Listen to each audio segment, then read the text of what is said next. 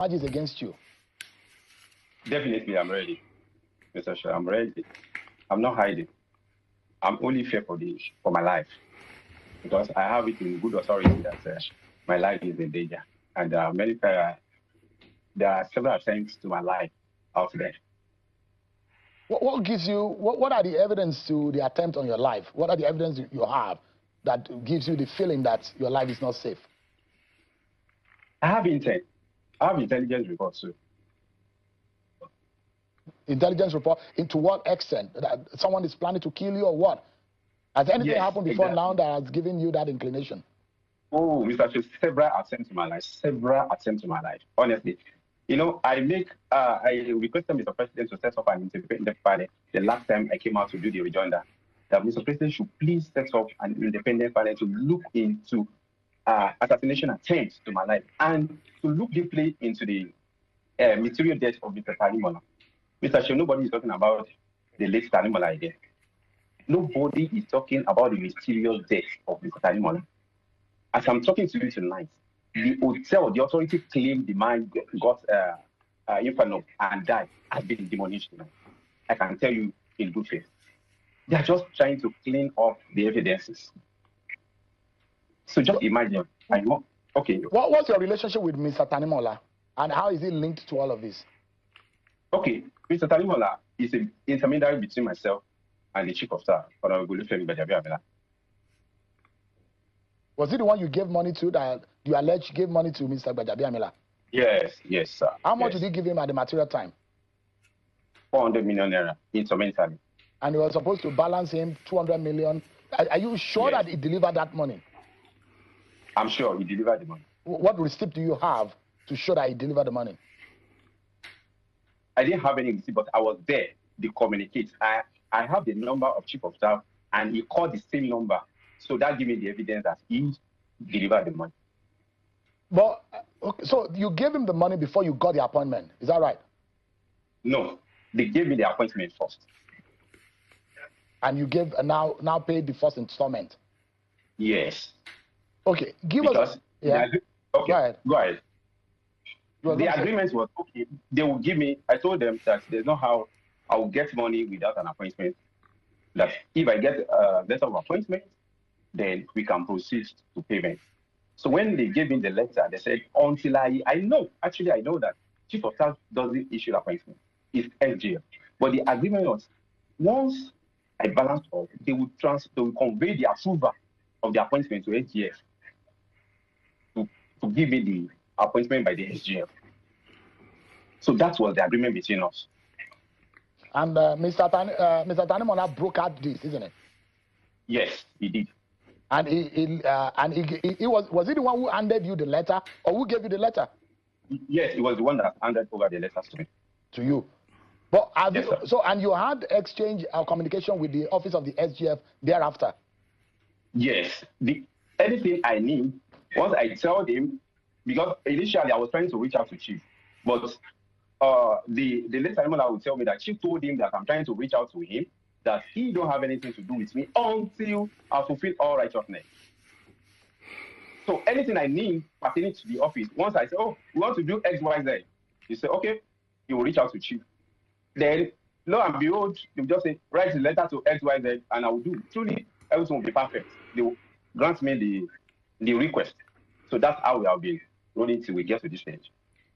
But in all of this, because there are a lot of, it does look like the manner in which you got this appointment was not a regular one. And were you not suspicious that this could be a phantom appointment? Are you not worried that this is not going in the right channel? Yes, initially I was skeptical, but I was convinced when I was getting the paraphernalia of the office. For instance, I was given office at the Federal Secretariat. Who gave you? From the office of the SGF. Let me tell you, Mr. Show.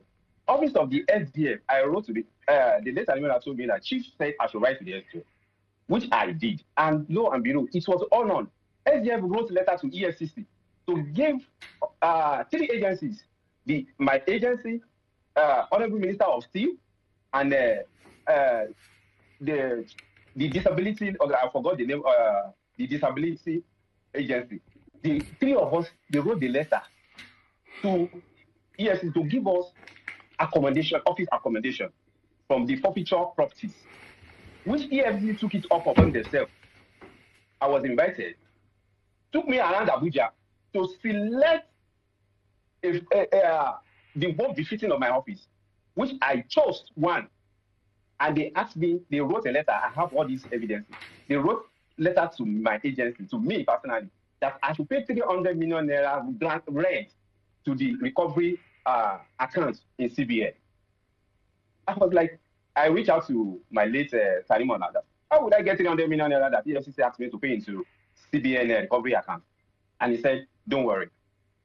Once your money, the take-off grant comes in, you will do that. However, you will talk to the chief, and chief will talk to the SGF to give me an office accommodation, pending the time that they will release the take-off grant of 7.3 billion naira to the agency. Then I will be able to pay conveniently the 300 billion naira requested by the EFCC.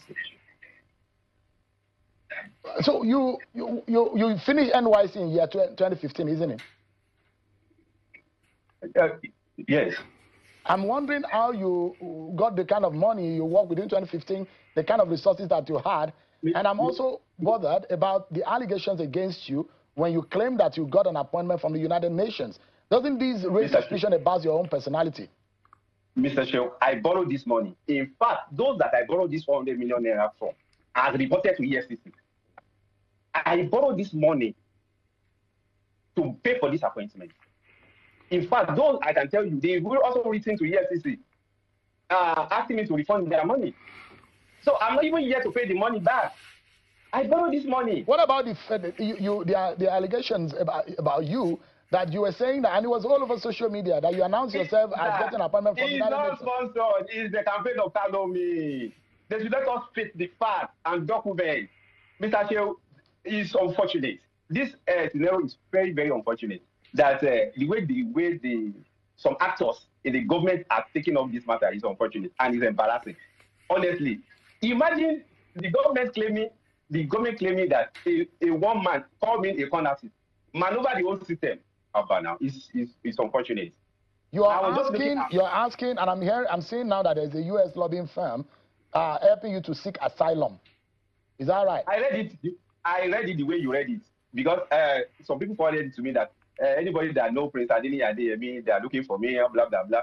I just ignore, because I'm not. They sponsored a lot of people to bring my social media handle down, so I don't really know much what is going on again. It was only I just hear from family and friends. They said this, they said that, because they put my social media handle down, and they still reported that I was about to run away out of Nigeria. I'm still in Nigeria. I'm not going anywhere. Where are you in Nigeria at the moment?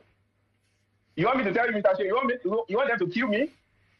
Oh, are you really serious about this threat to your life? I mean it, Mr. Shew. I mean it. You're asking the president to set up an independent panel. Exactly. In fact, in the first instance, I want to appreciate our father, the president, Asiwaju Bola Ahmed Tinubu, for his first step by asking ICPC to take up the matter. Fantastic. I appreciate him. It means he's a listening father. However, I'm still further appealing to him to please set up an independent panel. You can see that presidency has already exonerated His Excellency Honorable Femi Amina in this matter, saying the chief of staff does not know anything.